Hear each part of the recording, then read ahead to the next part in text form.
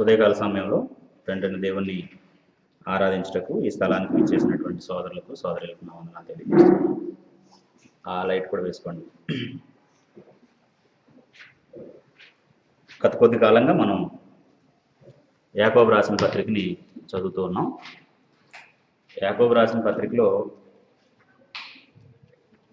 కొన్ని భాగాలను ఇంతవరకు మనం చదివాం. ఏమేం చదివామండి? ఏ భాగాలను మనం ఇంతవరకు చదివాము అంటే ఇక్కడ రాస్తారు. మొట్టమొదటి మనం చదివాం విశ్వాసమునకు కలుగు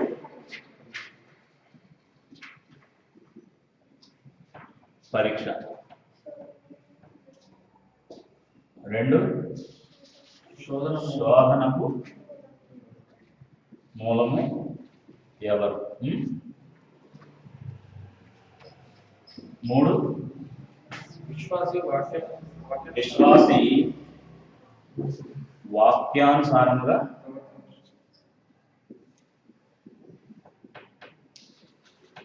ప్రవర్తించును అని. సో ఇప్పుడు 4వ భాగాన్ని మనం ఆలోచించబోతున్నాం. యాకోబు రాసిన పత్రిక 4వ భాగాన్ని మనం ఆలోచించబోతూ ఉన్నాం. మొదటి వచనాన్ని మనం చదివినట్లయితే, నా సహోదరులారా, అంటే ఎవరు యాకోబు సంఘంలో ఉన్నటువంటి లేదా ఎవరికైతే ఉత్తరాన్ని రాస్తున్నాడో వారితో మాట్లాడుతూ, నా సహోదరులారా, మహిమా స్వరూపియకు మన ప్రభు అయిన యేసుక్రీస్తుని గురించిన విశ్వాస విషయంలో ఏమని సంబోధించాడు యేసు ప్రభుని? మహిమా స్వరూపి. ఆయన మహిమా స్వరూపియకు మన ప్రభు అయిన యేసుక్రీస్తుని గురించిన విశ్వాస విషయంలో మొమాటం గలవారై ఉండకుడి అన్నాడు. అంటే ఈరోజు మనం ఆలోచిస్తున్నటువంటిది ఏంటంటే, విశ్వాస విషయంలో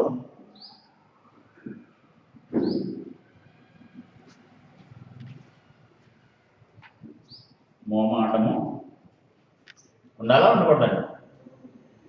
ఉండరాదు. అంటే విశ్వాసంగా బ్రతికేటటువంటి విషయాల్లో మోమాటాన్ని ప్రదర్శిస్తే విశ్వాసంగా బ్రతకగలమా? విశ్వాసం నుంచి తొలగిపోతామా? తొలగిపోతాం. అది ప్రమాదం. కాబట్టి విశ్వాస విషయంలో మోమాటం ఉండకూడదు. మరి ఏ విషయాల్లో మోమాటం ఉండొచ్చు అని అంటే అది మనందరికీ తెలుసు. కొన్ని విషయాల్లో మోమాటం ఉన్నా సరే పర్వాలేదు, అది అంత పెద్ద ప్రమాదకరమైనది కాదు. కానీ విశ్వాస విషయంలో మాత్రం ఏమి ఉండకూడదు? మోమాటం ఉండకూడదు అని చెప్పాడు. అప్పుడు యేసుక్రీస్తుని గురించి మనం ఆలోచిస్తే, ఎందుకు విశ్వాస విషయంలో మోమాటం నిలబడే ఉండకూడదు అని అంటే, అసలు మోమాటం అంటే ఏంటి?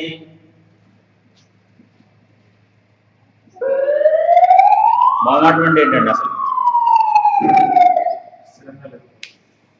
మోమాటం అని అంటే ఏంటంటే, ఒక వ్యక్తిని గురించి కానీ, ఒక పరిస్థితిని గురించి కానీ, లేదంటే ఏదైనా ఒక సమాజాన్ని గురించి కానీ, మనం అనుకున్న పని, చేయవలసిన పని వాళ్ళని ప్లీజ్ చేయడానికి మార్చుకోవడం అనమాట అండి.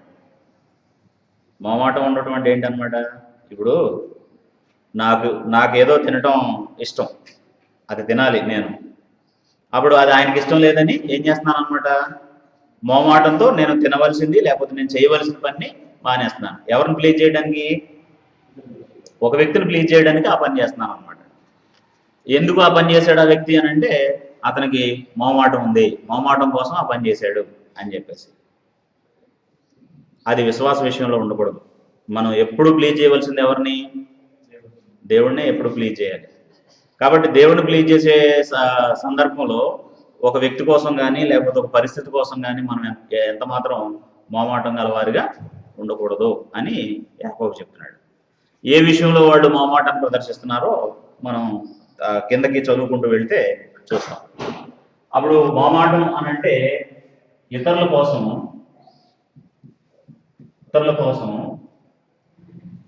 చేయవలసిన వాటిని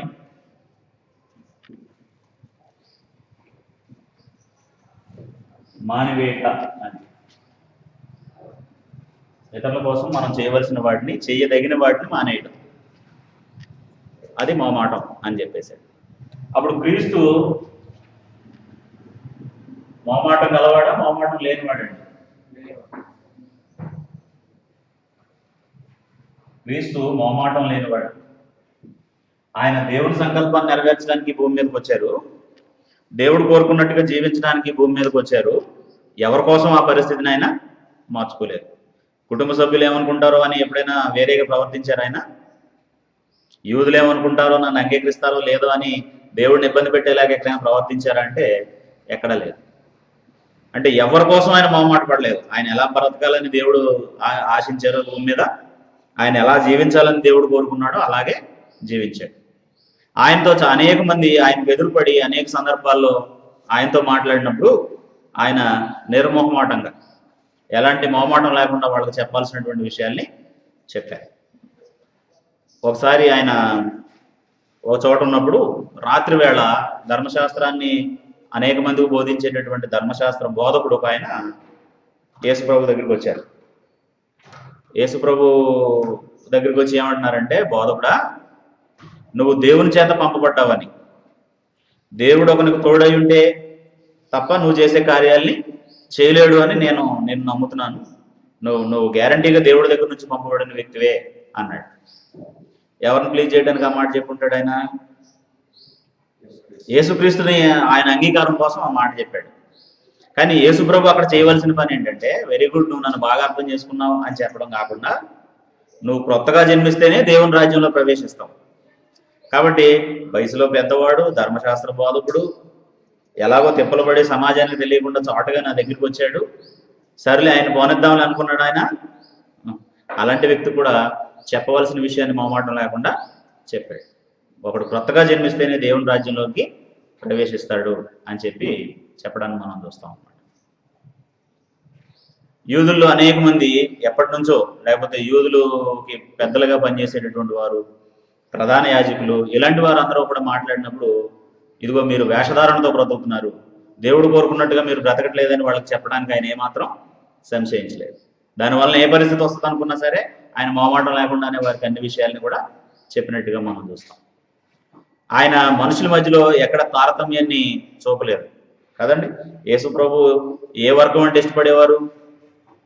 సమాజంలో ధనికులంటే ఇష్టపడేవారా, పేదలంటే ఇష్టపడేవాడా? ఆయనకి ఆ తేడా లేదండి. ధనికులనైనా విశ్వాసంగా ఉంటే ఆయన ఇష్టపడేవారు, ఆ విశ్వాసంగా లేకపోయినా వాళ్ళకి ఆ విషయాన్ని చెప్పేవారు.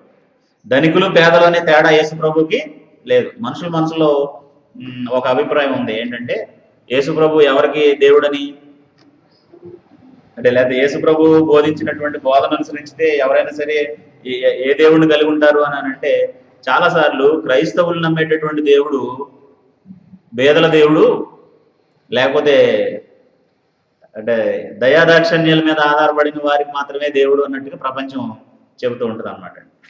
అలాంటిది ఏం లేదు. దేవుడికి మొహమాటం లేదు. ఏ వర్గానికి చెందిన వ్యక్తి అయినా సరే, అతను ధనికుడైనా పేదవాడైనా మధ్యతరగతి వాడైనా దాన్ని బట్టి దేవుడు అతను చూడలేదు. యేసు ప్రభు కూడా అది లేదు. కాబట్టి మొహమాటం లేదు, యేసుక్రీస్తు మొహమాటం లేదు. మనం ఎన్ని సందర్భాలు చూసినా సరే, రాజుతో మాట్లాడినప్పుడు ఏం చెప్పాలో చెప్పాడు, ప్రజలతో మాట్లాడినప్పుడు ఏం చెప్పాలో చెప్పాడు, విద్య బాగా తెలిసిన విద్యావంతులతో మాట్లాడినప్పుడు అలాగే చెప్పాడు, విద్యావిహీనులతో మాట్లాడేటప్పుడు అలాగే చెప్పాడు. ఎవరి దగ్గర కూడా ఆయన మొహమాటాన్ని ప్రదర్శించలేదు. మనుషుల ఘనతను కానీ మనుషుల మెప్పును కానీ ఆయన ఎన్నడూ కోరుకోలేదు. ఇప్పుడు మరి ఆయన కూర్చున్నటువంటి విశ్వాసంలో మనం ఎలా ఉండాలి? అప్పుడు క్రీస్తు మొహమాటం లేనివాడైతే క్రీస్తుని కూర్చున్న విశ్వాస విషయంలో మనం ఎలా ఉండాలి?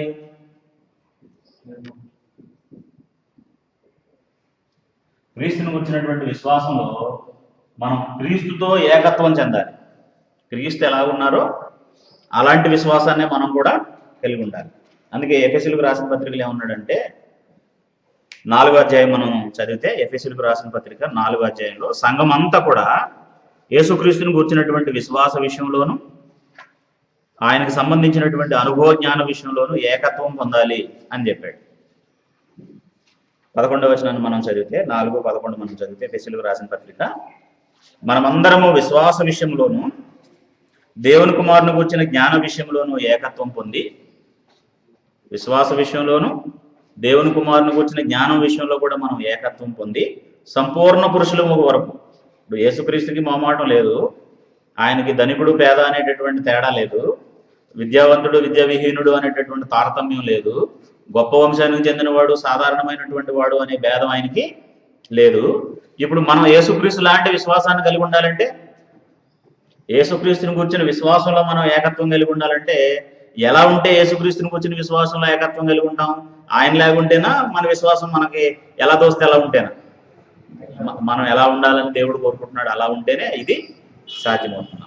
కాబట్టి యేసుక్రీస్తుని కూర్చున్నటువంటి విశ్వాస విషయంలో సంఘం అంతటికి ఒకే ఆలోచన ఉండాలి, ఏకత్వం పొందినటువంటి వారిగా ఉండాలి, క్రీస్తు కలిగినటువంటి సంపూర్ణతకి సమానమైనటువంటి వారిగా ఉండాలి అని చెబుతూ యాకోబు ఈ మాటల్ని చెప్తున్నాడు అనమాట. మహిమా స్వరూపైన మన ప్రభు అయిన యేసుక్రీస్తుని కూర్చున్న విషయంలో మామాటం గలవారై ఉండకూడదు. అప్పుడు ఏ విషయంలో అక్కడున్న సంఘం, అక్కడ ఉన్నటువంటి వ్యక్తులు మోమాటం గలవారై ఉన్నారు మనం చూస్తాం. ముఖ్యంగా ఇలాంటి సందర్భాలు మనకు తెలియాలంటే ఈ ఉత్తరం ఎవరికి రాయబడింది అనేది చాలా కీలకమైన పాత్రను పోషిస్తుంది. ఎవరికి రాయబడింది ఈ ఉత్తరం? యాకోబు రాసిన పత్రిక యూదులయ్యుండి 12 గోత్రాలకు చెందినటువంటి వారు, అంటే యూదా మతం నుండి క్రైస్తవులైనటువంటి వారికి రాయబడింది. యూదా మతస్థులకి గొప్పవాడు మామూలు వాడు అనే తేడా ఉందా? లేదండి, ఉంది. వాళ్ళకి అగ్రపీఠాలను వాళ్ళు కోరుకునేవారు, అగ్రపీఠాలు కావాలనే ఆశ వాళ్ళకు ఉండేది. యేసుప్రభు అనేక సందర్భాల్లో ఉపమానాల్లో చెప్పారు. వాళ్ళు యూదుడిని అలా చూసేవారు, అన్యుడిని ఒకలాగా చూసేవారు. అంటే ఇది అవిశ్వాసులకు సంబంధించింది, విశ్వాసం నుంచి తొలగిపోతున్నటువంటి వారికి సంబంధించింది, విశ్వాసంలో స్థిరంగా లేనటువంటి వారికి సంబంధించింది. విశ్వాసంగా ఉన్న ఏ క్రైస్తవుడు ఈ పని చేయడు. అంటే మన విశ్వాసాన్ని కేవలం ప్రార్థనతోనే కొలవకూడదు, కేవలం దేవుడిని ఆరాధించడంతోనే కొలవకూడదు, కేవలం దేవుడికి ఇవ్వడంతోనే కొలవకూడదు. ఒకవేళ మన మనసులో భేదం ఉంటే, ఇప్పుడు ఆత్మతో సత్యంతో ఆరాధించమని చెప్పిన దేవుడే ఏం చెప్పాడు? ప్రతి వ్యక్తిని కూడా సమానంగా చూడమని చెప్పాడు.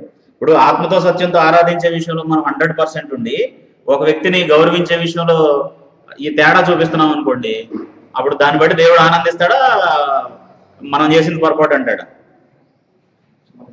పొరపాటే అని అంటాడు. ఎందుకంటే అది పొరపాటే కాబట్టి.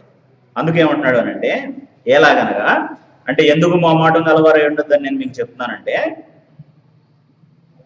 బంగారు ఉంగరం పెట్టుకుని ప్రశస్త వస్త్రములు ధరించుకుని ఒకడు మీ సమాజంలోనికి మందిరంలోనికి వచ్చినప్పుడు, అంటే ఇద్దరు వ్యక్తులు దేవుడిని ఆరాధించడానికి దేవుని మందిరంలోకి వస్తున్నారు. ఒక వ్యక్తి ఎవరు అని అంటే బంగారు ఉంగరం పెట్టుకుని ప్రశస్త వస్త్రాలు ధరించుకొని మంచి విలువైనటువంటి వస్త్రాలను ధరించుకుని లోపలికి వస్తున్నాడు. అప్పుడు అతనితో ఏమని చెప్తున్నారట వీళ్ళు? అతనితో ఏమని చెప్తున్నారట? మీరు ప్రశస్త వస్త్రములు ధరించుకునే వారిని చూచి సన్మానించి నువ్వు ఇక్కడ మంచి స్థలం ముందు కూర్చుండమని చెప్పి, ఆ దరిద్రునితో నీవిక్కడ నిలువము, లేక ఇక్కడ నా పాదపీఠం కింద కూర్చుండమని చెప్పిన ఎడల మీ మనసులో భేదములు పెట్టుకుని దురాలోచనతో విమర్శ చేసిన వారు అగుదురు కారా అన్నాడు. అంటే సంఘంలో ఉండే వ్యక్తులందరూ కూడా యేసుప్రభు యొక్క శరీరంలో అవయవాలు. వాళ్ళు ఎంత గొప్పవాళ్ళు అయినప్పటికీ కానప్పటికీ కూడా భౌతికమైన పరిస్థితులను బట్టి దేవుడు ఎవరిని కూడా దేవుని పిల్లలుగా ఎంచట్లేదు. భౌతికమైన పరిస్థితులను బట్టి ఎంచుతున్నాడా దేవుడు? విశ్వాసాన్ని బట్టి ఎంచుతున్నాడు. విశ్వాసాన్ని బట్టే, భౌతికమైన పరిస్థితులను బట్టి ఎంచట్లేదు. ఇది మనకు తెలియక చాలాసార్లు ఏం చేస్తామనంటే, అంత గొప్ప వ్యక్తి రక్షణ పొందాడు, ఇంత గొప్ప వ్యక్తి రక్షణ పొందాడు, లేకపోతే ఫలానా కులం నుంచి ఒక వ్యక్తి రక్షణలోకి వచ్చాడు, ఫలానా సంస్కృతిలో ఉన్నటువంటి ఒక వ్యక్తి రక్షణలోకి వచ్చాడు అని మనుషుల్ని హైలైట్ చేసే పని చేస్తాం. సంఘంలో కూడా చాలాసార్లు ఆ వ్యక్తులు చేసేటటువంటి ఉద్యోగాలను బట్టి, లేకపోతే ఆ వ్యక్తులు చేసేటటువంటి పనులను బట్టి ఆ వ్యక్తుల్ని పిలిచి సన్మానించడం అనేటటువంటి పనులు జరుగుతాయి. అంటే మనం ఒకటి నేర్చుకోవాలి ఏంటంటే, ఏ వ్యక్తినైనా సరే సహోదరుడా అని సంబోధించడం నేర్చుకోవాలి, బ్రదర్ అని సంబోధించడం నేర్చుకోవాలన్నమాట. ఇప్పుడు ఒకవేళ సురేష్ ఒక జిల్లాకి కలెక్టర్గా పనిచేస్తున్నాడు అనుకోండి, ఆయన ఇక్కడ దేవుని సన్నిధిలో ఉన్నప్పుడు మన సహోదరుడా, కలెక్టర్ గారండి ఆయన మన సహోదరుడు. అంటే అలాగని నాకంటే తక్కువ అని చూడమని నేను అంటలేదు. క్రీస్తునందు ఆయన మన సహోదరుడు కాబట్టి సహోదరుడు సురేష్ గారు అనే పదమే మనం ఉపయోగిస్తే మంచిది. ఎందుకంటే కలెక్టర్ గారు వచ్చి ప్రార్థన చేస్తారు అనకూడదండి, లేకపోతే ఇంకేదో బిరుదు పెట్టి ఆయన వచ్చి ప్రార్థన చేస్తారు అనకూడదు. నేను కొన్ని కొన్ని ప్రాంతాలకి దేవుని వాక్యం ప్రకటించడానికి వెళ్ళినప్పుడు అక్కడున్న సువార్థికులు పరిచయం చేస్తారు. ఎలాగనంటే ఈయనండి సో అండ్ సో పరిస్థితిలో ఉన్న మనిషి, ఈయన మారాడు, ఈయన రావడం సంఘానికి చాలా బ్లెస్సింగ్, అది ఇది అంటారు. సంఘానికి బ్లెస్సింగ్, ఆయనకి బ్లెస్సింగ్ అండి. అతను యేసుప్రభువుని నమ్మడం ఎవరికి బ్లెస్సింగ్ అండి? ఆయనకి బ్లెస్సింగ్. నేను ఒకటి రెండు సందర్భాల్లో కొంతమంది సహోదరులు చెప్పాను, లాయర్ గారు వచ్చి ప్రార్థన చేస్తారు, ఇంజనీర్ గారు వచ్చి ప్రార్థన చేస్తారు అనొద్దు. అసలు అలాంటి సంబంధాలు వద్దు. సంఘంలో మనం అందరం ఎవరు? సహోదరులు. అలాంటి సహోదరుడు వచ్చి ప్రార్థన చేస్తారు. ఇక్కడ అంతే. మనం ఇక్కడ నుంచి బయటకు వెళ్ళిన తర్వాత మన ఆఫీసులో మనం అది, మన ఇంట్లో మనం అది, ఇక్కడ మాత్రం అందరం సహోదరులే. కాబట్టి ఈ తేడా వద్దు అని యాకోబు చెప్తున్నాడు అనమాట. ఈ తేడాను అసలు ప్రదర్శించొద్దు మనుషుల మధ్యలో అని చెప్తున్నాడు. బంగారు పొంగరం పెట్టుకుని ప్రశస్త వస్త్రాలు ధరించుకున్నవాడు వచ్చినా సహోదరుడుగా నేర్చు, మురికి బట్టలు కట్టుకున్నటువంటి ఒక దరిద్రుడు, అంటే ఆర్థికంగా వెనకబడినటువంటి వ్యక్తి కానీ, అంటే డాబుగా కనబడకపోయినా సరే అతనిలో ఉన్నటువంటి మానవత్వాన్ని, లేకపోతే అతను ఒక మంచి మానవుడిగా సృష్టించబడ్డాడు అన్నదాన్ని గుర్తించు అని చెప్పాడు అన్నమాట. కాబట్టి ఇది క్రైస్తవులు నేర్చుకోవాల్సినటువంటిది. యేసు ప్రభు ఎక్కడికి వెళ్ళినా సరే ఒకలాగే ప్రవర్తించాడు. ఆయన సమాజ మందిరంలో యూదుల మధ్య దేవుని వాక్యాన్ని ప్రకటించినప్పుడు ఆయనలో ఏ తేడా లేదు. యేసు ప్రభుని యూదులు ఏమనేవారంటే పాపులకి సుంకర్లకి స్నేహితుడు, వాళ్ళ దగ్గరికి వెళ్ళి కూర్చుంటున్నాడు ఏంటి, వాళ్ళతో కలిసి తాగుతున్నాడు ఏంటి, వాళ్ళతో కలిసి భోజనం చేస్తున్నాడు ఏంటి, ఈయన ఈ లోకానికి రావాల్సిన మెసేజ్ అయితే రాజులాగా ఉండాలి కదా, అలాంటి పని చేస్తున్నాడు ఏంటి అనేవారు. కానీ ఆయన వాళ్ళతోనే కలిసి ఉండేవాడు, గొప్పవాళ్ళతో కలిసి ఉండేవాడు, సామాన్యులతో కలిసి ఉండేవాడు. ఆయనకి ఏ భేదం లేదు. కాబట్టి విశ్వాస విషయంలో ఎలా ఉండకూడదట? మోమాటం గలవారై ఉండకూడదు అని చెప్పాడు. ఎప్పుడైతే ఇలాగ ఒకరిని ఎక్కువగా ఒకరిని తక్కువగా చూస్తున్నామో, ఎప్పుడైతే ఒక వ్యక్తి పట్ల ఒకలాగా ఒక వ్యక్తి పట్ల ఇంకొకలాగా ప్రవర్తిస్తున్నామో, మన మనసులో ఏం పెట్టుకుంటున్నామండి? భేదాల్ని పెట్టుకుంటున్నాం, భేదాన్ని కనబరుస్తున్నాం ఇతరుల పట్ల అని చెప్పేసి అన్నాడు. భేదాన్ని ఎందుకు కనబరచకూడదంటే, భేదాన్ని కనబరచడం తప్పు అని దేవుడు ఎందుకు అన్నాడు అని అంటే, ఏ వ్యక్తిని కూడా దేవుడు అతనికి ఉన్నటువంటి వ్యక్తిగత ఘనతను బట్టి సంఘంలోకి దేవుడు ఆహ్వానించట్లేదు. ఒకసారి కొరింథీయులకు రాసిన మొదటి పత్రిక మనం చదివితే, కొరింథీయులకు రాసిన మొదటి పత్రిక మొదటి అధ్యాయం మనం చదివితే, ఎప్పుడైతే ఈ భేదాలు వస్తాయో ఆ భేదాలలో నుంచి సంఘాలు విడిపోవడం కూడా జరుగుతుంది. గొప్ప వ్యక్తులు లేదా సామాన్యులు అనేటటువంటి ఈ భేదాలను ఎప్పుడైతే కనబరుస్తామో ఆ భేదాల్లో నుండి సంఘాలు విడిపోవడం అనేది కూడా తటస్థించింది. మొదటి కొరింథీ పత్రిక మనం చదివితే అందులో అక్కడ ఉన్నటువంటి సంఘంలో ఉన్న సహోదరులందరూ కూడా మేము పౌలు వాళ్ళం అన్నారండి కొంతమంది, మేము అపోల్లో వాళ్ళం అన్నారు కొంతమంది, మేము కేఫా వాళ్ళం అన్నారు కొంతమంది, మేము క్రీస్తు వాళ్ళం అన్నారు మరి కొంతమంది. ఇప్పుడు మేము అపోల్లో వాళ్ళం, మేము కేఫా వాళ్ళం అనే ఈ భేదం ఎందుకు వచ్చింది అని అంటే, వాళ్ళ దృష్టిలో ఎవరు గొప్ప వ్యక్తి? పౌలు గొప్ప వ్యక్తి. వాళ్ళ దృష్టిలో ఎవరు గొప్ప వ్యక్తి అని అంటే కేఫా గొప్ప వ్యక్తి. అంటే వాళ్ళల్లో ఏదో గొప్పతనాన్ని చూసి మేము వాళ్ళం అన్నారనమాట. అలా కాదు, మేమందరం క్రీస్తునందు సహోదరులు అని నమ్ముంటే మేమందరం ఏమని చెప్పేవారండి? సహోదరులు, క్రీస్తుకు చెందిన వారమే అనేవాళ్ళు. వ్యక్తిగత గొప్పలకు వెళ్ళినప్పుడు వ్యక్తిగతమైనటువంటి ఆ ఘనత మీద కాన్సన్ట్రేట్ చేసినప్పుడు ఏమవుతుందంటే మనుషులు గ్రూపులు అవుతారు అనమాట. అందుకు వాళ్ళకు ఒక పరిష్కారాన్ని పౌలు చెబుతూ ఏమంటాడంటే, లేకపోతే ఇదిగో గమనించండి ఈ సంగతిని అని చెబుతూ 26వ వచనాన్ని మనం చదివినప్పుడు, సహోదరులారా, కొరింథీయులకు రాసిన మొదటి పత్రిక 1వ అధ్యాయం 26వ వచనం చూస్తున్నాను. ఎందుకు ఈ మాటను చదువుతున్నామనంటే, భేదాలను పెట్టుకోవద్దు. కారణం ఏంటంటే, ఏ వ్యక్తి యొక్క వ్యక్తిగత ప్రతిభను బట్టి అతన్ని దేవుడు ఆహ్వానించట్లేదు. విశ్వాసాన్ని బట్టే దేవుడు పిలుస్తున్నాడు తప్ప ఒక వ్యక్తిలో ఉండే ఒక ప్రత్యేకతను బట్టి దేవుడు ఎవరిని కూడా పిలవట్లేదు అని చెప్పాడు. చూడండి, సహోదరులారా, మిమ్మల్ని పిలిచిన పిలుపు చూడుడి. అంటే దేవుడు మిమ్మల్ని తన దగ్గరికి రమ్మని ఆహ్వానించిన పరిస్థితిని చూడండి. ఈ లోక రీతిని జ్ఞానులైనను ఘనులైనను గొప్ప వంశం వారైనను అనేకులు పిలువబడలేదు. కానీ ఒకవేళ దేవుడు జ్ఞానులను ఎంచుకుని ఉంటే ఈరోజు మనం ఎక్కడ ఉండేవాళ్ళం అండి? దేవుడు జ్ఞానులను ఎంచుకుని ఉంటే మనం ఎక్కడ ఉండేవాళ్ళం అంటాను. అసలు నాయన తండ్రి అనడానికి అర్హులము మనం. గొప్ప వంశం వారిని ఎన్నుకుని ఉంటే,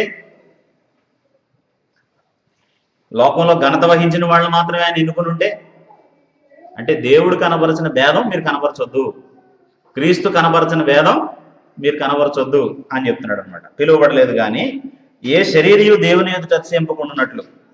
అంటే వ్యక్తిగతమైన మన ఘనతను బట్టి దేవుడు కనుక మనల్ని ఆహ్వానిస్తే తన సంకల్పంలోకి, మనం ఏం చేస్తాం? దేవుని మీద అతిశయిస్తాం అనమాట అండి. అంటే నేను లేకపోతే దేవుడు లేడు, నేను లేకపోతే దేవుడు మహింపరచబడలేడు అనే స్థితికి అతిశయిస్తాం అనమాట. అందుకు ఏ శరీరి అతిశయింపకుంటున్నట్లు, దేవుని ఎదుట అతిశయింపకుంటున్నట్లు జ్ఞానులను సిగ్గుపరచుటకు లోకంలో నుండి వెర్రువారిని దేవుడు ఏర్పరచుకొని ఉన్నాడు. బలవంతులైన వారిని సిగ్గుపరచుటకు లోకంలో బలహీనులైన వారిని దేవుడు ఏర్పరచుకుని ఉన్నాడు. ఎన్నికైన వారిని వ్యర్థము చేయుటకు నీచులైన వారిని, తృణీకరింపబడిన వారిని, ఎన్నిక లేని వారిని దేవుడు ఏర్పరచుకుని ఉన్నాడు.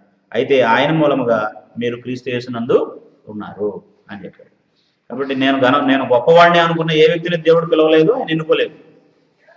నాకు నీ సహాయం కావాలి, నేను నిన్ను ఆరాధించడం వలన, నిన్ను వెంబడించడం వలన నా జీవితాన్ని మెరుగుపరుచుకోవాలన్న వ్యక్తులనే దేవుడు ఆహ్వానించాడు. ఇలా గొప్పవాడు అడిగిన దేవుడు అతన్ని కుమారుడిగా చూస్తున్నాడు, సామాన్యుడు అలా చేసినా సరే దేవుడు కుమారుడుగా చూస్తున్నాడు. కాబట్టి దేవుడు ఇలా చేస్తున్నప్పుడు సంఘంలో ఉండేటటువంటి సహోదరులు ఒకరితో ఒకరు ఎలా ఉండాలి? మోమాటం ప్రదర్శించాలా? మోమాటం లేకుండా అందరిని ఒకేలాగా చూసే తత్వాన్ని డెవలప్ చేసుకోవాలి, అందరినీ ఒకేలాగా చూడగలగాల. ఆ తర్వాత మీ మనసులో భేదములు పెట్టుకొని, 4వ వచనం నుండి మనం చదివితే, మీ మనసులో భేదములు పెట్టుకుని మీరు దురాలోచనతో విమర్శ చేసిన వారు అవుతారా? నా ప్రియ సహోదరులారా ఆలకించుడి. ఈ లోక విషయంలో దరిద్రులైన వారిని విశ్వాసమందు భాగ్యవంతులుగాను, తన్ను ప్రేమించు వారికి తాను వాగ్దానం చేసిన రాజ్యమునకు వారసులుగాను ఉండుటకు దేవుడు ఏర్పరచుకోలేదా అన్నాడు. మన దృష్టిలో వాళ్ళు, ఒకవేళ మనం భేదాలు కల్పించే వాళ్ళం అయితే మన దృష్టిలో వాళ్ళు సామాన్యులు, దేవుడి దృష్టిలో అయితే ఎలాంటి వాళ్ళట?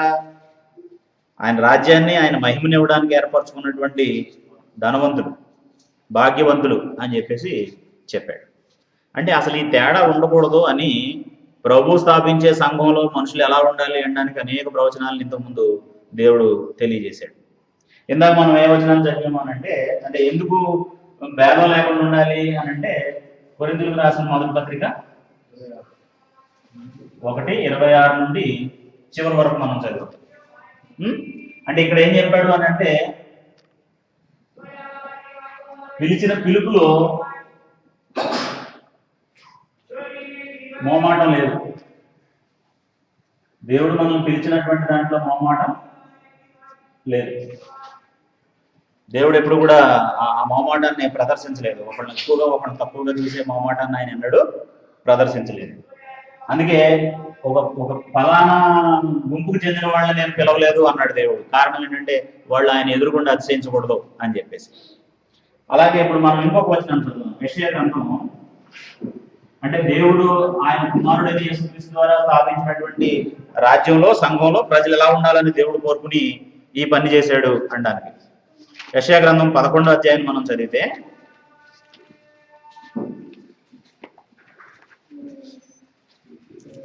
యెషయా గ్రంథం 11వ అధ్యాయం మనం చదివితే మొదటి నుండి కొన్ని వచనాల్ని చదువుదాం. అంటే 10వ వచనం వరకు చదువుదాం. జాగ్రత్తగా నాతో పాటు గమనించండి. యెషయా గ్రంథం 11వ అధ్యాయం 1 నుంచి 10 వచనాలు మనం చదివితే, దేవుని కుటుంబ వాతావరణం, లేకపోతే ప్రభు యొక్క సంఘ వాతావరణం, లేకపోతే ప్రభు చేత పరిపాలించబడేటటువంటి రాజ్యం ఎలా ఉండాలి అని చెప్పడానికి, అక్కడ ఉండే వాతావరణం ఎలా ఉండబోతుంది అని చెప్పడానికి ఈ మాటల్ని చెప్పాడు. యెషయా ముద్దు నుండి చిగురు పుట్టును, వాని వేరుల అంకురము ఎదిగి ఫలించును. యెహోవా ఆత్మ జ్ఞాన వివేకములకు ఆధారముగు ఆత్మ, ఆలోచనను బలములకు ఆధారముగు ఆత్మ, తెలివిని యెహోవా ఎడల భయభక్తులు పుట్టించు ఆత్మ అతని మీద నిలుచును. ఎవరైతే మనం ఇప్పుడు చదవబోయేటటువంటి పరిస్థితుల్లో ఉన్న రాజ్యాన్ని పరిపాలిస్తున్నాడో ఆయన పొందినటువంటి ఆత్మ గురించి చెప్పాడు. యెహోవా భయము అతనికి ఇంపైన సువాసనగా ఉండును, కంటి చూపును బట్టి అతడు తీర్పు తీర్చాడు. ఈ యేసు ప్రభు అంటే ఈ పరిపాలించేటటువంటి వ్యక్తి, ఈ వాతావరణాన్ని కంట్రోల్ చేసేటటువంటి లేకపోతే పరిపాలించేటటువంటి వ్యక్తి ఎలా తీర్పు తీర్చడట? కంటి చూపును బట్టి తీర్పు తీర్చడం ఏంటండి? మనుషులు చెప్పింది వినడం కానీ, లేకపోతే అక్కడ జరిగిన దాన్ని బట్టి అని. కొన్నిసార్లు బలవంతులు ఏం చేయగలుగుతారు? బలవంతులు ఏం జరుగుతారు? ఒకటి జరిగితే ఇంకోలాగా చూపించగలుగుతారా? లేదండి. కాబట్టి కంటి చూపును బట్టి అతడు తీర్పు తీర్చడు, తాను వినిన దాన్ని బట్టి విమర్శ చేయడు, నీతిని బట్టి పేదలకు తీర్పు తీర్చడం, భూనివాసులలో దీనులైన వారికి యథార్థముగా విమర్శ చేయను, తన వాగ్దండము చేత లోకమును కొట్టును, తన పెదవుల ఊపిరి చేత దుష్టులను చంపును, అతని నడుమునకు నీతియు అతని తొంట్లకు సత్యమును నడికట్టుగా ఉండను. ఇది ఈయన చేసే పని. ఎవరు చేసే పని? యేసు ప్రభు రాజుగా ఉన్నటువంటి వాతావరణంలో ఆయన ఎలా ప్రవర్తిస్తాడు అనే దానికి సంబంధించి. అప్పుడు అక్కడ ఉన్న వాతావరణం ఎలా ఉండాలని ఇదంతా చేస్తున్నాడు దేవుడు. 6వ వచనంలో తోడేలు గొర్రెపిల్ల యొద్ద వాసము చేయను. తోడేలు ఎక్కడ వాసం చేస్తుందట? గొర్రెపిల్ల దగ్గర. ఇప్పుడు మామూలుగా ఆలోచించండి, తోడేలుని గొర్రెపిల్లని దగ్గర పెడితే ఏం చేస్తుందండి? తోడేలు నిర్దాక్షిణ్యంగా గొర్రెపిల్లని చంపుకుని భక్షించి తినేస్తుంది. కానీ ప్రభు యొక్క సంఘంలో, లేకపోతే దేవుడు ఏర్పరిచినటువంటి వాతావరణంలో ఒక వ్యక్తి ఇంతకుముందు ఎలా ఉన్నాడు? లోకంలో ఉన్నప్పుడు తోడేలా ఉన్నాడు. ఒక వ్యక్తి ఎలా ఉన్నాడు? గొర్రెపిల్లలా ఉన్నాడు. ఈ వ్యక్తి మార్పు చెంది ఇక్కడికి వచ్చాడు, ఈ వ్యక్తి మార్పు చెంది ఇక్కడికి వచ్చాడు. ఇప్పుడు వీళ్ళిద్దరూ కలిసి ఏం చేయగలగాలి? సహవాసం చేయగలగాలి. అప్పుడు నేను ఎలాంటి వాడిని అనుకుంటే ఈయనతో కలవలేడు, నేను ఎలాంటి వాడిని అనుకుంటే వీళ్ళతో కలవలేడు. కాబట్టి వీళ్ళిద్దరూ కూడా వీళ్ళ స్థితిని వదిలిపెట్టేసి ఏం చేయాలి? ఇక్కడ మేము ఎవరిని భావించాలి? దేవుని పిల్లలు అనే సంబంధంతో అక్కడ బ్రతకాలన్నమాట. అప్పుడు నేను ఒకవేళ ఈ తోడేలు గొర్రెలు అనే మాటల్ని మనం ఆలోచిస్తే, ఇక్కడ ఒక ధనవంతుడు ఉన్నాడు, ఒక పేద వ్యక్తి ఉన్నాడు, లేకపోతే దరిద్రుడు ఉన్నాడు. అప్పుడు ఇక్కడికి వచ్చిన తర్వాత ఇది ఇంకా ఏమని భావించాలి? నేను పేదవాడిని, నేను అందరికంటే తక్కువగా ఉండాలి అని అనుకోవాలా? నేను దేవుని కుమారుడిని, అది నేను పేదవాడినా ధనవంతుడినా దాన్ని బట్టి ఇక్కడికి రాలా. నేను దేవుని కుమారుడు. ఒక వ్యక్తి ధనవంతుడు, ఇక్కడ ధనవంతుడు ఉండడానికి వచ్చాడా, సామాన్యుడిగా ఉండడానికి వచ్చాడా? దేవుని దగ్గరికి ఎందుకు వచ్చాడు ఒక వ్యక్తి? ఇప్పుడు మనం దేవుడి దగ్గర ఒకళ్ళు ధనవంతులు ఉందామంటే ఆయనకంటే ధనవంతులు మనం. దేవుడి దగ్గరికి వెళ్ళి నేను ధనవంతుడిని అని చెప్పొచ్చండి ఎవరైనా? తెలుసా? దేవుడికి తెలియదా? మన ధనం ఎంతో, మన పరిస్థితులు ఏంటో దేవుడికి తెలుసా? తెలియదు. కాబట్టి ఈ స్టేటస్తో అసలు రాకూడదు దేవుని యొక్క సంఘంలోనికి అని చెప్పాడు అన్నమాట. వీటిని మర్చిపోయి, వీటి విషయంలో చచ్చిపోయి ఏమన్నాడు? బాప్తిసం పొందినప్పుడు ఒక వ్యక్తి ఏం చేస్తున్నాడు? పాత జీవితం విషయంలో ప్రాచీన స్వభావాన్ని సమాధి చేసి దేవుని కుమారుడుగా, దేవుని కుమార్తెగా బ్రతకడానికి వచ్చాడు. సాధారణంగా ఇలాంటి యాంగ్జైటీ సంఘ సభ్యుల్లో కూడా చాలా మందికి ఉంటుంది. గొప్ప వ్యక్తులతోనే సహవాసం చేయాలని, మాట్లాడాలని, లేకపోతే సామాన్యుల్ని పట్టించుకున్నటువంటి స్థితి ఉంటుంది. ఒకవేళ అలాంటి పరిస్థితే కనుక ఉంటే, అలాంటి ఇదే కనుక మనలో ఉంటే దేవుని పిల్లలుగా మనం దేవుడు ఆశించినట్టుగా ఉండలేం కదా. ఇప్పుడు ఎవరినైనా సరే క్రీస్తునందు ఎలా చూడగలగాలి? సహోదరులుగా చూడగలగాలి. ఆ తర్వాత చిరుతపులి మేకపిల్ల యొద్ద పండుకొను. ఇప్పుడు అదే మనలో కలిగిన మార్పు. ఇక్కడికి వచ్చిన తర్వాత కూడా మళ్ళీ మనం పాతగా ఎలా ఉన్నామో, ఇంత ముందు ఏ స్థితిలో ఉన్నామో అలాగే ఉంటే ఇక్కడికి వచ్చినా ఒకటే, ఇక్కడ ఉన్నా ఒకటే. అలాగనమాట. చిరుతపులి మేకపిల్ల యొద్ద పండుకొను, దూడయు కొదమసింహము పెంచబడిన కోడయు కూడుకొనగా బాలుడు వాటిని తోలును. ఇక్కడున్న సబ్జెక్టులన్నీ కూడా ఒకదానికొకటి హాని చేసేవి. దూడ కొదమసింహం కలిసి ఉంటే ఏం జరుగుద్ది? కొదమసింహం దాన్ని భక్షించేస్తుంది. ఈ మూడు కలిసి ఉన్నప్పుడు వాటిని బాలుడు తోలుతాడటండి. బాలుడికి హాని చేస్తాయా? ఏం చేస్తాయి? అవి హాని చేస్తాయి. కానీ అంటే ఇలా భిన్నమైన స్వభావాలు ఉన్న వ్యక్తులు సంఘంలోకి వచ్చిన తర్వాత, భిన్నమైన పరిస్థితులకు చెందిన వారు దేవుని ప్రజలైన తర్వాత వారందరూ కలిసి ఒక చోటే దేవుని పిల్లలుగా బ్రతకాలి. అదే ప్రభు స్థాపించిన సంఘం యొక్క ఉద్దేశం. కానీ ఇంకా మనుషులు ఏం చేస్తున్నారు? ఆ తోకలు తగిలించుకుంటున్నారో లేదండి? ఇంకా నేను గొప్పవాడిని అని చెప్పుకునే తోకలు తగిలించుకుంటున్నారో లేదండి? ఒక ఆయన పేరు ఏదో మార్చుకున్నాడు క్రైస్తవుడు అయిన తర్వాత, దాని చివరన మళ్ళీ అది ఉంచుకుంటాడు అనమాట అండి. ఆయన పేరు ఎజ్రా అయితే చివరన ఏముండాలి? మళ్ళీ శాస్త్రి ఉండాలి. ఎజ్రా అనేదేమో ఒక సర్కిల్లో గుర్తింపు, శాస్త్రి అనేదేమో ఇంకొక రకమైన గుర్తింపు అన్నమాట. ఓహో, శాస్త్రి ఎజ్రా అయ్యాడా అనుకోవాలన్నమాట అండి ప్రజలు. దాన్ని బట్టి ఎక్కువ గౌరవం దక్కుద్దా? దేవుని కుమారుడిగా బ్రతకడం వల్ల ఎక్కువ గౌరవం దక్కుద్దా? దేవుడి దగ్గర నుంచి అంగీకారం ఎలా దక్కుద్దండి? కాబట్టి అసలు మొదట వేషధారణతో పేరు మార్చుకోవడమే తప్పు.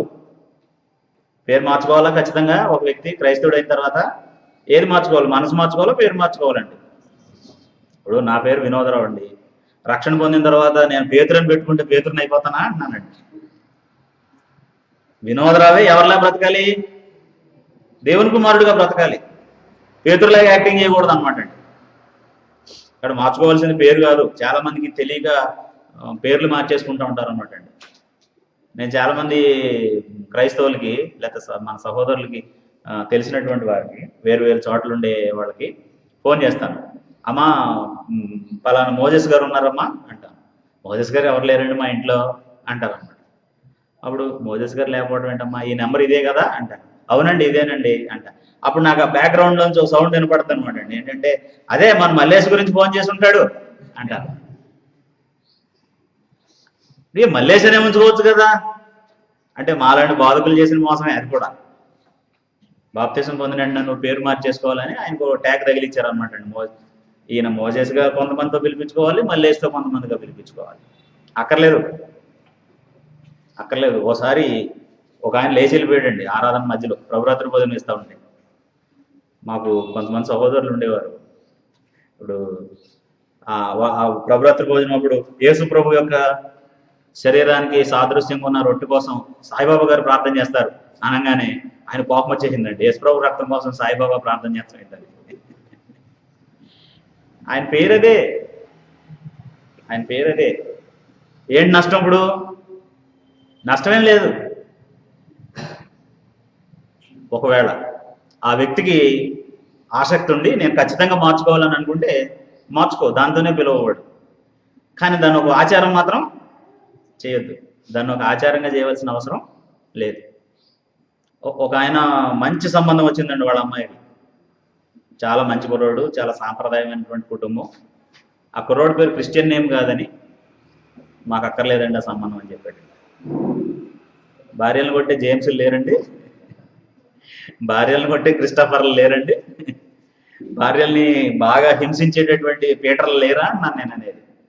ఇప్పుడు మనుషులు మారాల్సింది ఏ విషయంలో? పై ఆకారం పేర్లా లేకపోతే స్వభావాన్ని మార్చుకోవాలి? దేవుడి దగ్గరికి వచ్చింది మనం ఏది మార్చుకోవడానికి? స్వభావం మార్చుకుంటే ఈ తేడాలు, ఈ భేదాలు ఇవేవి కూడా ఉండవు. కాబట్టి విశ్వాస విషయంలో మొహమాటం గలవారై ఉండొద్దు అని యాకోబు ఎవరికైతే వాళ్ళకి రాస్తున్నాడో వాళ్ళు ఎలాంటి పరిస్థితుల్లో ఉన్నారు, లేకపోతే వాళ్ళు చేయబోతున్నారా లేకపోతే చేశారా అనేది మనం ఇక్కడ చూస్తే మీరు ఈ పని చేస్తున్నారు అన్నాడు. ఎలా ఉన్నారట? సంఘంలో ప్రశస్త వస్త్రాలు ధరించుకుని బంగారు ఉంగరం పెట్టుకున్న వాడు వస్తేనేమో మీరు ఇక్కడ కూర్చోండి, మీరు ఎలా ఉండండి అని వాళ్ళకి సన్మానిస్తున్నారు. ఒక దరిద్రుడు వస్తే, సామాన్యుడు వస్తే ఏమంటున్నారు? ఇదిగో దిగువన నా పాదపీఠం దగ్గర కూర్చో, నా పక్కన కూర్చోవద్దు అని మనసులో భేదాలను కల్పించుకుంటున్నారు. అది కూడదు, అది అలా చేయకూడదు అని చెప్పేసి యాకోబు వారికి చెప్పాడు. అప్పుడు మనం కొరింథీయులకు రాసిన పత్రికలో చూస్తేనేమో దేవుడు ఎవరిని వాళ్ళ వ్యక్తిగత గొప్పతనాన్ని బట్టి పిలవలేదు. తన పిల్లలుగా బ్రతకడం అనేది భాగ్యం. భాగ్యమేనా లేకపోతే ఊరికే ట్రైలా? మనం వేసే ట్రైల్ అది. దేవుని పిల్లలుగా బ్రతకడం అనేది దేవుడిచ్చే భాగ్యం, అది దేవుడిచ్చే మహిమ అనమాట. దాని ముందు ఇంకేది చెల్లుబాటు కాదు. ఎలాంటి వాతావరణం ఉండాలి? అందుకే దేవుని సంఘాన్ని ఎలా పోల్చాడు అని అంటే కుటుంబంతో పోల్చాడు. ఇప్పుడు మరి అదే కుటుంబంలోనైతే అన్న పెద్ద ఉన్నత స్థితిలో ఉన్నాడు, తమ్ముడు సామాన్యమైనటువంటి స్థితిలో ఉన్నాడు. వాడు మా తమ్ముడు కదని చెప్పుకుంటాడండి అన్న? చెప్పడు. మా తమ్ముడనే గర్వంగా చెప్పుకుంటాడు, మా అన్ననే గర్వంగా చెప్పుకుంటాడు. ఇది కుటుంబం. సంఘం అనేది ఏంటనమాట? దేవుని కుటుంబం. ఇక్కడ ప్రతి వ్యక్తి కూడా కుటుంబ సభ్యుడే. ప్రతి వ్యక్తికి ఆయన తండ్రే. ప్రతి వ్యక్తికి ఆయన కుమారుడుగానే ప్రతి వ్యక్తిని ఆయన చూస్తూ ఉన్నాడు. కాబట్టి మోమాటం గలవారై ఉండకుడి అన్నాడు.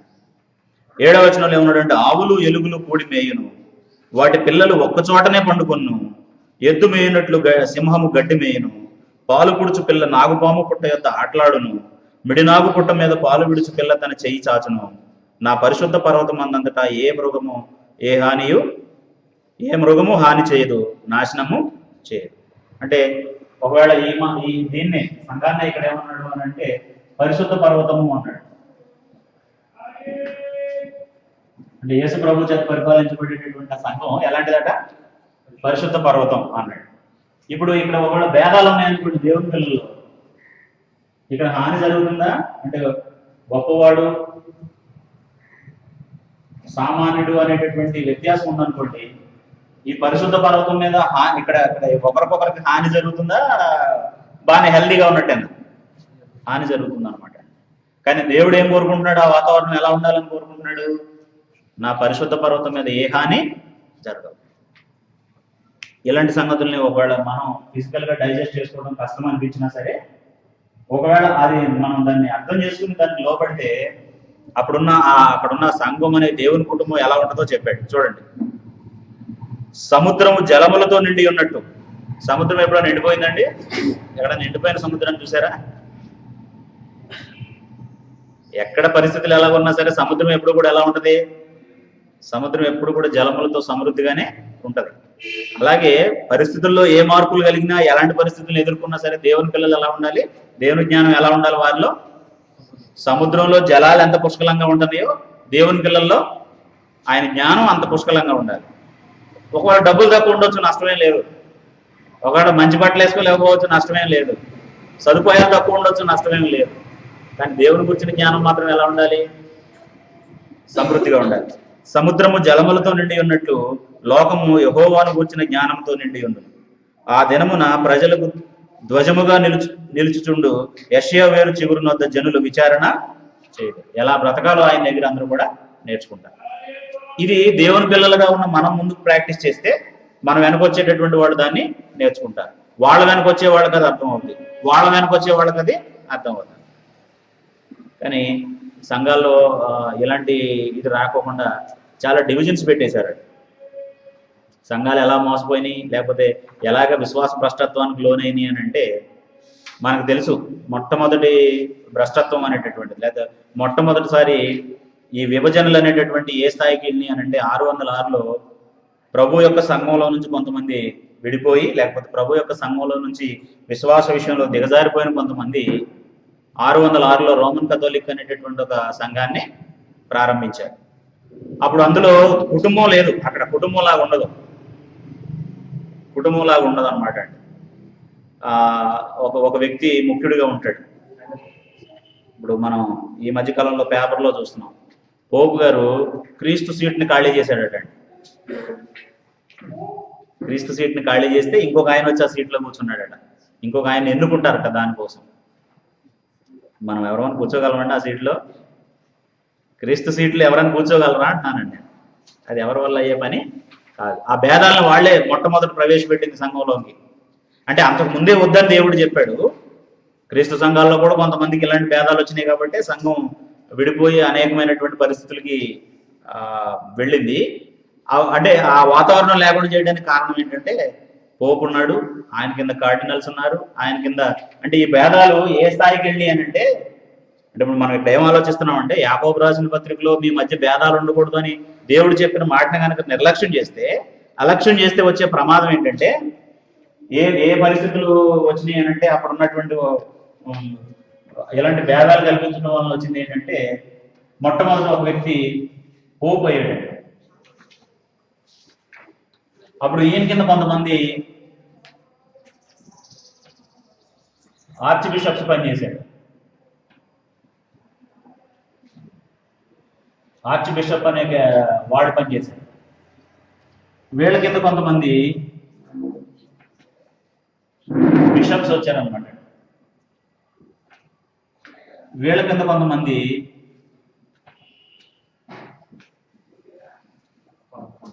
ఫాదర్స్ వచ్చారనమాట.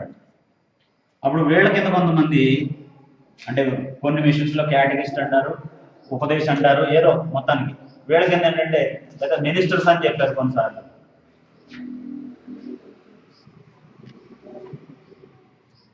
ఉపదేశులు అన్నాడు, వీళ్ళ కింద వచ్చారు. అప్పుడు ఇప్పుడు గీత ఏర్పడింది అనమాట అండి. వీళ్ళందరూ కూడా ఎవరన్నమాట? అభిషేకం పొందిన వారు, ప్రత్యేకమైనటువంటి ప్రజలు వాళ్ళు.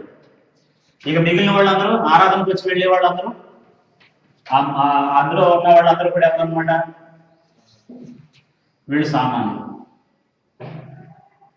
ఎక్కడ ప్రారంభమైందండి ఈ డివిజన్? మొట్టమొదట అంటే ఒకవేళ ఇది ముదిరితే ఏమవుద్ది, ఈ పరిస్థితి పెరిగితే ఏమవుద్ది, గొప్పవాడు సామాన్యుడు అనేటటువంటిది పెరిగితే ఏమవుద్ది అని అంటే, కొంతమంది అభిషక్తులు వచ్చారు అంటే ఆ భ్రష్టత్వం వచ్చి కొంతమంది ఏం చేశారంటే సామాన్యులు అయ్యారు.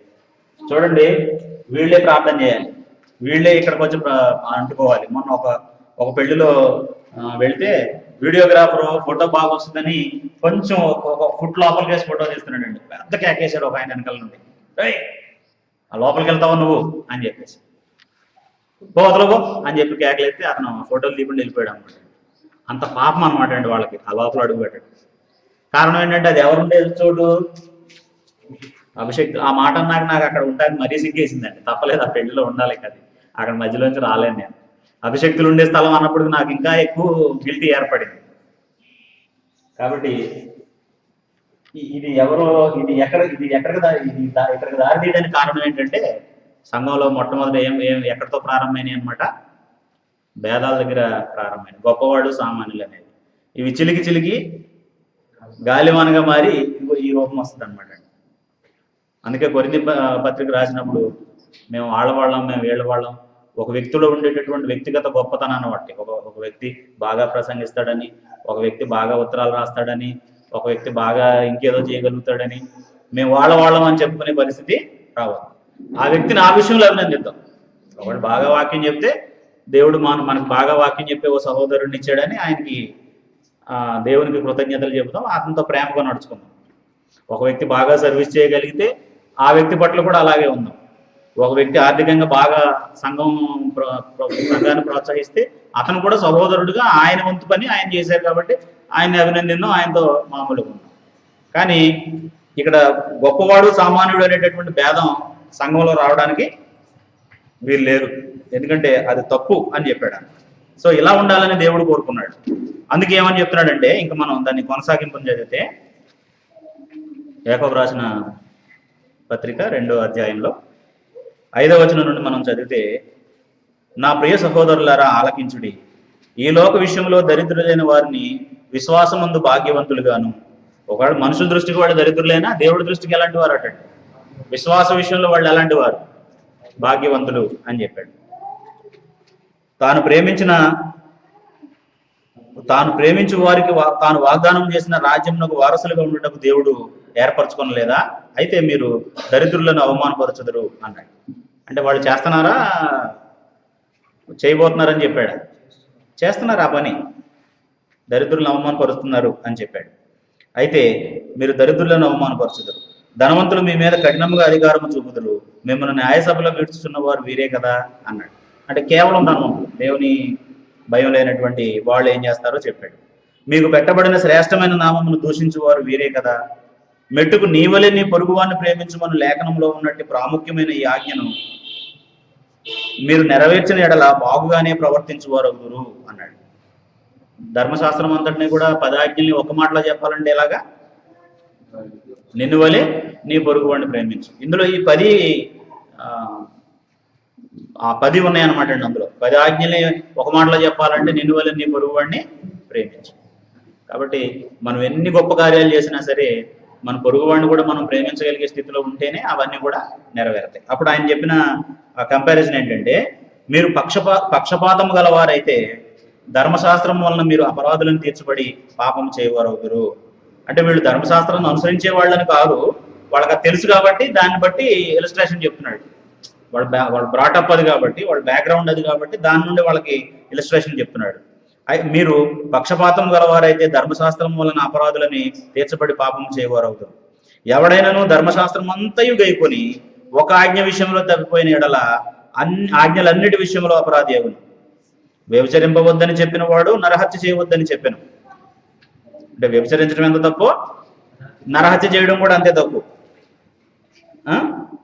నీవు చెప్పాను కనుక నువ్వు వ్యభిచరింపకపోయినను నరహత్య చేసిన ఎడల ధర్మశాస్త్ర విషయంలో ఉన్న అపరాధి వైతివి అన్నాడు. అంటే ఇక్కడ దేంతో పోల్చి మాటలు చెప్తున్నాడంటే, ఒకవేళ నువ్వు అన్నీ చేసి గొప్పవాడు పేదవాడు అనే భేదం నీ మనసులో పెట్టుకున్నవాడు అయితే ఎన్ని ఆజ్ఞలు నెరవేర్చినా సరే దేవుని ఆజ్ఞను ఒకదాన్ని నువ్వు వ్యతిరేకిస్తున్నావు.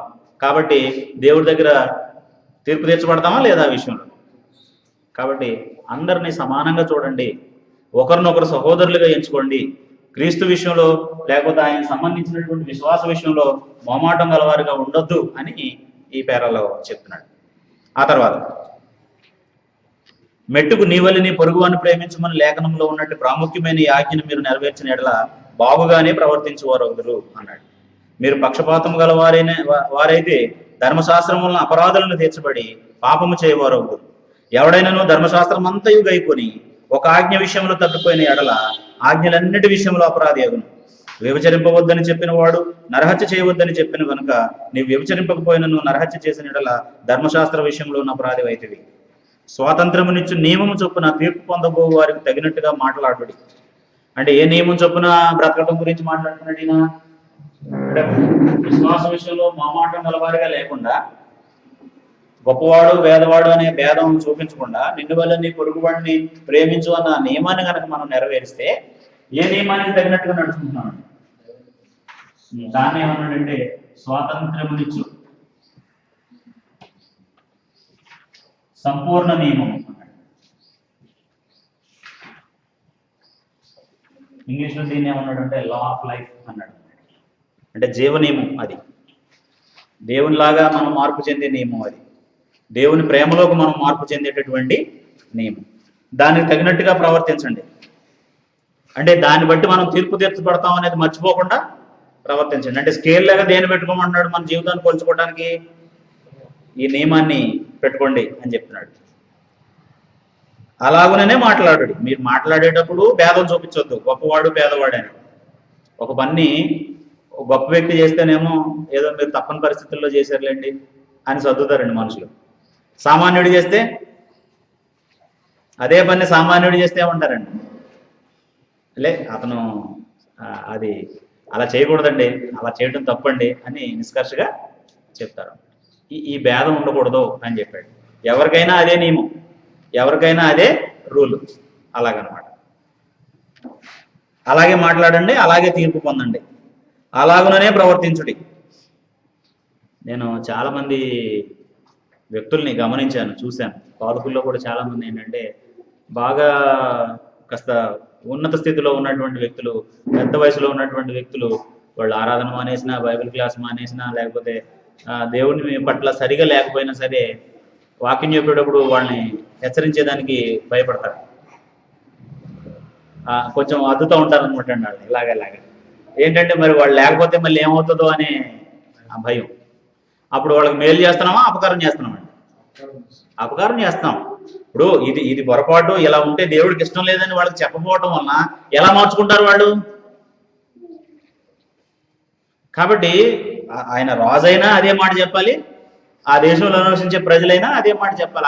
వాళ్ళకి చెప్పవలసిన విషయాల్ని ఖచ్చితంగా చెప్పి తీరాలి. సామాన్యుడైతేనేమో దేవుడిని పాదాలతో తొక్కినట్టు దేవుని ఉగ్రత మీ మీదకి వస్తుంది అని చెప్పేసి భయపెట్టేస్తారు అన్నమాట. కాబట్టి ఇలాంటి సందర్భంలో కూడా ఈ భేదాన్ని చూపకూడదు. దేవుని దృష్టిలో ఎవరమైనా ఒకటే. 15 ఏళ్ల నుంచి బోధిస్తున్న నేనైనా ఒకటే, 15 రోజుల నుంచే చర్చకు వచ్చే ఒక వ్యక్తి అయినా సరే ఒకటే. ఆయన ఆరాధన మానకూడదు, నేను ఆరాధన మానకూడదు. నాకు 15 ఏళ్ల సంవత్సరం సర్వీస్ ఉంది కాబట్టి నేను మానేస్తే దేవుడు ఒప్పుకుంటాడని ఎక్కడా లేదు. ఇశ్రాయేలీల్ని 40 సంవత్సరాల పాటు అరణ్యంలో నానా తిప్పలు పడుతూ జరిపించిన మోషే ఒక్క తప్పు చేసినా దేవుడు పనిష్మెంట్ ఇచ్చాడు. ఇశ్రాయేలీలు తప్పు చేసినప్పుడు కూడా దేవుడు పనిష్మెంట్ ఇచ్చాడు. ఎందుకంటే అది నియమం. తప్పు చేస్తే అది దేవుని దగ్గర సరైనది కాదు అనేది. అది సీనియర్ చేసినా, జూనియర్ చేసినా, బాగా తెలిసిన ఆయన చేసినా, బాగా తెలియని ఆయన చేసినా. కాబట్టి ఒక వ్యక్తి పొరపాటు చేస్తున్నప్పుడు ఇది పొరపాటు అని చెప్పేటటువంటి నిర్మోహమాటంగా మనం ఉండాలి. అది ఎవరైనా సరే, గొప్ప వ్యక్తి అయినా, సామాన్యమైన వ్యక్తి అయినా.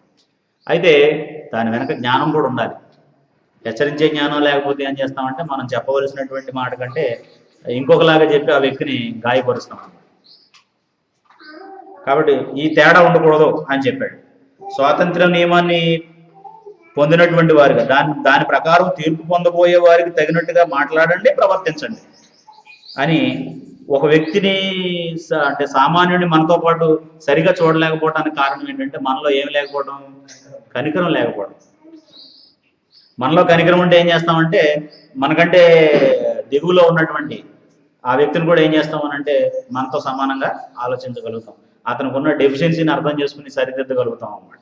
అందుకే ఉన్నాడంటే కనికరం చూపని వాడు కనికరం లేని తీర్పు పొందును, కనికరము తీర్పును మించి అతిశయపడును అన్నాడు.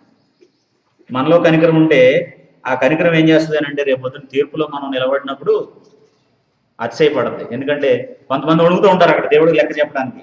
ఎవరాళ్ళు? కనికరం లేని వాళ్ళు.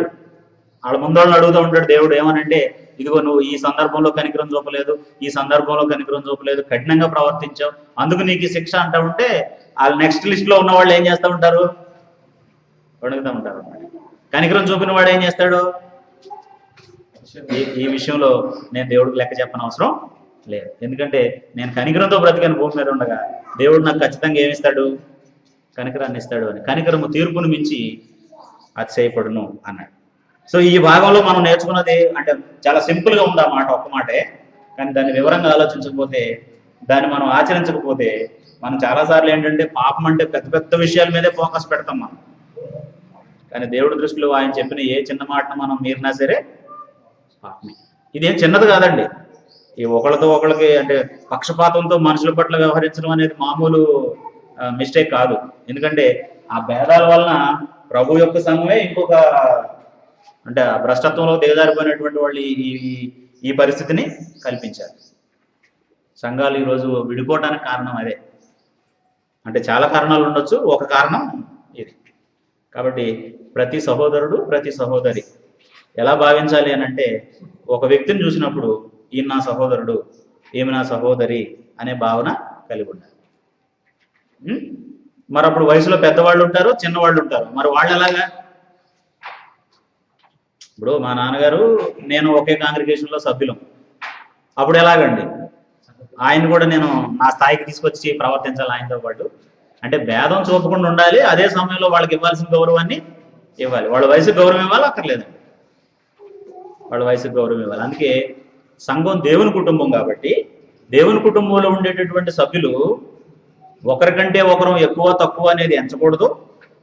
అయినప్పటికీ కూడా వాళ్ళ వాళ్ళ వయసును బట్టి వాళ్ళకి ఇవ్వాల్సిన గౌరవం ఇవ్వాలని కూడా చెప్పాడు. తిమోతికి రాసిన మొదటి పత్రిక 5వ అధ్యాయం మనం చదివితే, వృద్ధుని గద్దింపక ఎలా భావించమన్నాడు? తండ్రిగా భావించు. అంటే నీ తండ్రితో నువ్వు ఎలా ప్రవర్తిస్తావో సంఘంలో ఉండే వయసులో పెద్దవాళ్ళతో అలాగా ప్రవర్తించు. వృద్ధ స్త్రీలను ఎలా భావించమనంటే తల్లులని భావించమన్నాడు. మీ అమ్మగారితో ఎంత పవిత్రంగా మాట్లాడతావో, ఎంత భయంతో ఎంత గౌరవంతో మాట్లాడతావో, అలాగే వయసులో పెద్దవారైనటువంటి స్త్రీలతో మాట్లాడు అని చెప్పాడు. అన్నదమ్ములని యవనస్తుల్ని భావించండి అన్నాడు. తోటి యవనస్తులతో ఎలా మాట్లాడతాం? మన అన్నయ్యతో మన తమ్ముడితో మనం ఎంత ఆప్యాయంగా ప్రేమగా ఉంటామో అలా ఉండాలి. అక్క చెల్లెండ్రని పూర్ణ పవిత్రతతో యవన స్త్రీల్ని పలకరించమన్నాడు. పూర్ణ పవిత్రతతో అక్క చెల్లెండ్రని భావించమన్నాడు. ఎవరికి దక్కే మర్యాద దక్కుతుందా లేదండి ఈ నియమం ప్రకారం? కాబట్టి మరి ఇప్పుడు క్రీస్తు సంఘంలో ఈ బోధ విన్న వాళ్ళలో కొత్త రకం వైరస్ మొదలైందండి. అదేంటంటే అందరం సమానమేనని చెప్పి ఈ వయసులో పెద్దోళ్ళు చిన్నోళ్ళు అనే తేడా లేకుండా ప్రవర్తిస్తున్నారు. మరి అందరం అంటే గొప్పవాడు పేదవాడు అనే తేడా ఉండకూడదు, కానీ వయసులో పెద్ద వ్యక్తిని సన్మానించాలి, అక్కర్లేదండి. మనకంటే పెద్దవాళ్ళతో మనం గౌరవంగా ఉండాలి, అక్కర్లేదండి, గౌరవంగా ఉండాలి. ఆ బ్యాలెన్స్ ఉండాలి మనకి. సమానం అంటే లెక్క లేకుండా మాట్లాడటం కాదండి. మళ్ళీ అంటే ఇక్కడ చూపింది ఏంటంటే, ఇతను గొప్పవాడు, ధనవంతుడు కాబట్టి గొప్పవాడని, దరిద్రుడు కాబట్టి పనికిమాలిన వాడని అంచొద్దు. ఈ భేదాలు మీ మనసులో పెట్టుకోవద్దు అని చెప్పాడు. అప్పుడు ఈ భాగం అంటే మనం 2వ అధ్యాయం నుంచి ఆలోచిస్తున్న విషయాలన్నీ కూడా విశ్వాసి ఎలా ప్రవర్తిస్తాడు, విశ్వాసి ఎలా ప్రవర్తిస్తాడు, వాక్యానుసారంగా ప్రవర్తిస్తాడు. విశ్వాసి ఎలా ప్రవర్తిస్తాడు అంటే ఈ 4వ మాట మనం ఎలా ఆలోచిస్తున్నాం అనంటే, మోమాటం లేకుండా ఉంటాడు అన్నదాన్ని ఏం చేస్తున్నాం అనంటే ప్రతికూల అంశాలను తీసేస్తాడు తన మనసులో నుంచి.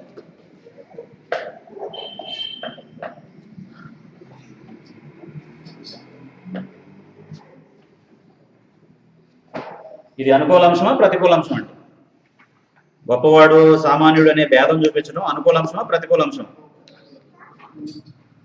ప్రతికూలమైంది. అది మన మనసులోంచి తీసేస్తే స్వాతంత్రాన్ని ఇచ్చే సంపూర్ణమైనటువంటి నియమం చొప్పున ప్రవర్తిస్తాం, మాట్లాడతాం, దాన్ని బట్టి దేవుడికి ఇష్టలుగా ఉంటాం. అప్పుడు నెక్స్ట్ పేరాలో ఏం చెప్పాడు అని అంటే, తర్వాత మనం వచ్చే వారం చదివేటటువంటి దానిలో ఏం చెప్పాడు అని అంటే, నీకు విశ్వాసం ఉంటే అది క్రియల ద్వారా నిరూపించబడుతుంది. ఒక వ్యక్తికి విశ్వాసం ఉంటే ఎలా ప్రూవ్ అవుతుంది? అది క్రియల ద్వారా నిరూపించబడుతుంది. ఒక్క మాటని చెప్పి నేను ముగిస్తాను. నా గురించి నేనేం చెప్పుకున్నానో అది నేను కాదండి. చాలాసార్లు మనం ఏం చేస్తామంటే నేనంటే అదండి, నేనంటే ఇదండి అని చెబుతాం. అది నేను కాదు. మరి ఏది నేను ఎలా మాట్లాడుతున్నానో అది నేను ఎలా ప్రవర్తిస్తున్నానో అది నేను అనమాట. కాబట్టి నేనేంటో, నా స్వభావం ఏంటో ప్రజలు ఎలా గుర్తిస్తారు? దేన్ని బట్టి గుర్తిస్తారు? నేను చేసే క్రియల ద్వారా గుర్తిస్తారు. కాబట్టి మన విశ్వాసం ఎలా నిరూపించబడద్దట? క్రియల ద్వారా నిరూపించబడద్ది. అది నెక్స్ట్ పేరాలో యాకోబు చెప్పినటువంటి మాట. ఇప్పటి వరకు 4 విషయాలు మనం నేర్చుకున్నాం. అదేంటంటే, ఒకవేళ నీకు విశ్వాసం ఉంటే ఆ విశ్వాసం పరీక్షించబడుతుంది. పరీక్షించబడినప్పుడు నువ్వు సంపూర్ణుడు అవ్వాలని, ఏ లోపం లేనివాడిగా ఉండాలని, అనునాంగులుగా ఉండాలని దేవుడు ఆ శోధన మీకు అనుమతిస్తున్నాడు. ఆ పరీక్ష మీకు కలిగేటట్టుగా చేస్తున్నాడు. అప్పుడు దాన్ని ఎదుర్కొనే జ్ఞానాన్ని దేవుడిని అడిగితే ఇస్తాడు. చంచల మనసుడు అవ్వద్దు, ద్విమనసుడుగా ప్రవర్తించవద్దు. విశ్వాసంతో అడిగితే దేవుడు ఖచ్చితంగా ఇస్తాడు. అప్పుడు శోధనకు ఎవరు మూలం? శోధనకు మూలం ఎవరు? సాతాను. దేవుడు శోధింపబడడు, కీడు విషయంలో శోధింపబడడు. ఆయన మనల్ని శోధింపబడనేరడు. మనం ఎవరిని శోధించడు. కాబట్టి శోధనలో పడినవాడు ఎవరు కూడా ఏమనకూడదు, దేవుని వలన శోధించబడ్డానని అనకూడదు. అప్పుడు ఎలా వస్తుంది అని అంటే, మనిషిలో ఉన్న దురాశకి సాతాను కలుగు చేసే శోధన తోడై పాపం చేస్తున్నాడు అని చెప్పి అక్కడ ఒక ఆర్డర్ అని చెప్పాడు.